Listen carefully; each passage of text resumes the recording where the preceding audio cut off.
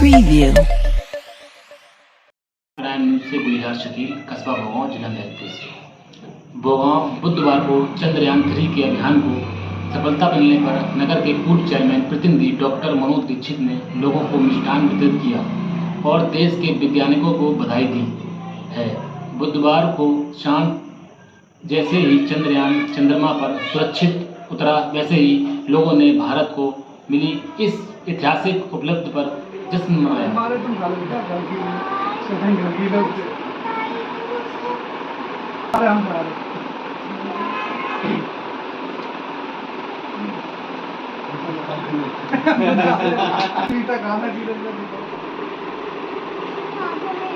सामने देखो।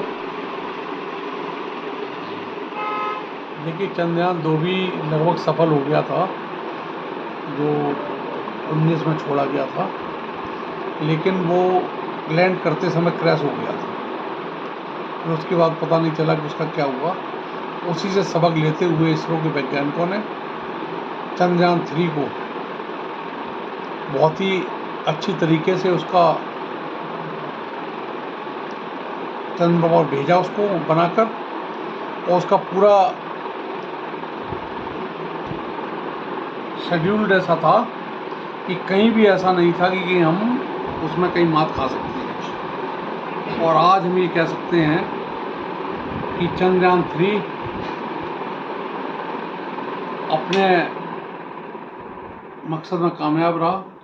Soft landing हुई, और सॉफ्ट लैंडिंग ऐसी जगह हुई है कि विश्व का कोई दूसरा देश अभी तक दक्षिणी ध्रुव पर सॉफ्ट लैंडिंग नहीं कर सका है। 1969 में अमेरिका ने जरूर चंद्रयान पर पहली बार कदम रखा था, लेकिन दक्षिणी ध्रुव पर आज तक कोई नहीं पहुंचा। किसी ने सोचा भी नहीं, किसी देश ने। अभी रूस का लूना 25 जो 5वां चंद्रयान था उनका, लूना 25 के नाम से, वो भेजा था, जो कि बहुत पहले क्रैश हो गया और वो सॉफ्ट लैंडिंग नहीं कर सका। उसको भी दक्षिणी ध्रुव पर सॉफ्ट लैंडिंग करनी थी। तो आज हम ये कह सकते हैं कि हिंदुस्तान पहला ऐसा देश है पूरे विश्व में कि जिसने दक्षिणी ध्रुव पर सॉफ्ट लैंडिंग की है।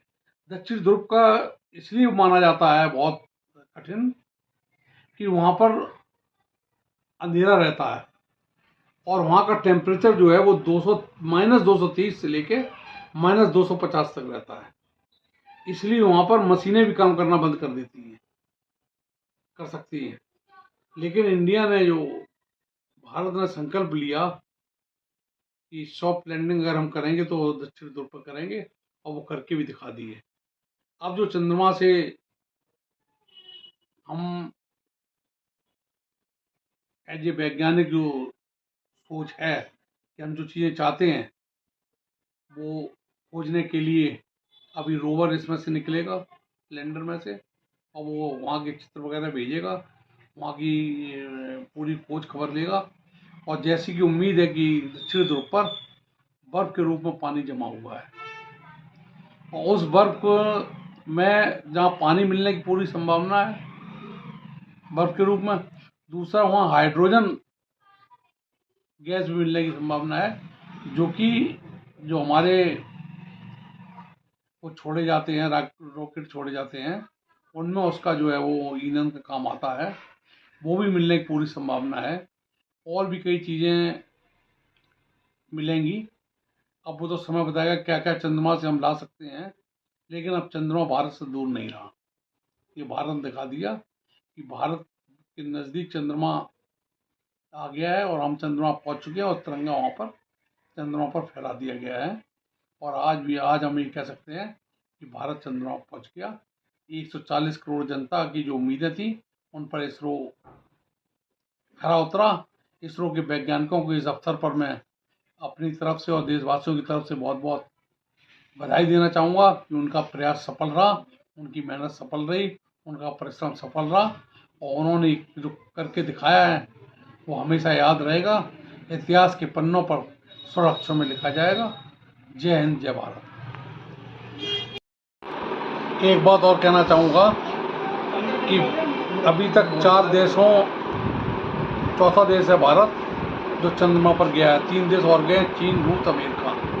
लेकिन इनके बजट बहुत बहुत ज़्यादा रहे, हज़ारों करोड़ रुपए में इनकी जो बजट थे वो थे।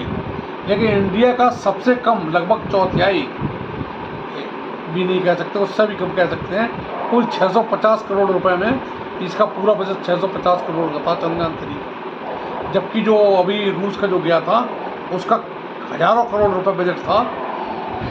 केवल इसलिए पैसे इसके ज़्यादा, इसका बजट कम था कि समय ज़्यादा लगा। अगर इंडिया भेजना चाहता, सीधा अगर भेजता चंद्रमा को पास, तो 10 या 11 दिन में पहुंच जाता। 11 दिन में, जैसा रूस में लूना जो 11 दिन में पहुंच रहा था, वो केवल इसलिए गया था, उसमें ईंधन ज़्यादा लगता। ईंधन ज़्यादा लगता तो उसका बजट ज़्यादा हो जाता है।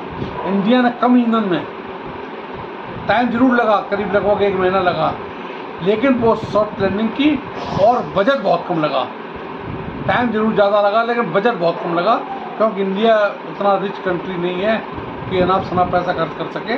इसलिए उसने कम बजट में, इसरो के वैज्ञानिकों ने दिखा दिया कि हम कम बजट में भी कामयाब हो सकते हैं और कामयाबी देश के लिए ला सकते हैं। इसलिए एक बार पुनः मैं इसरो के वैज्ञानिकों को बहुत बहुत धन्यवाद दूंगा। एक बात और यहाँ कहना चाहूँगा कि किसी भी उसमें देख लें आप, इंडिया हमेशा सिरों पर रहा है, लेकिन लोगों ने उसको पीछा किया है। जैसे विमान का कहा जाता है कि साहब वो अमेरिका के जो है 1903 में विमान बनाया, वो चले।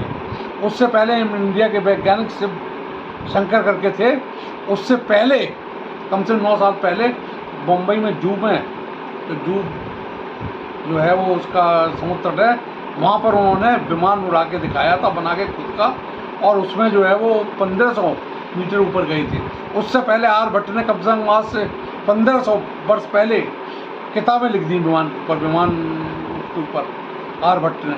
तब इंडिया हर चीज़ में आगे है, केवल उसकी खोज करने की ज़रूरत है और सही रूप से उसको पेश करने की ज़रूरत है। बहुत बहुत धन्यवाद। जय हिंद, जय भारत।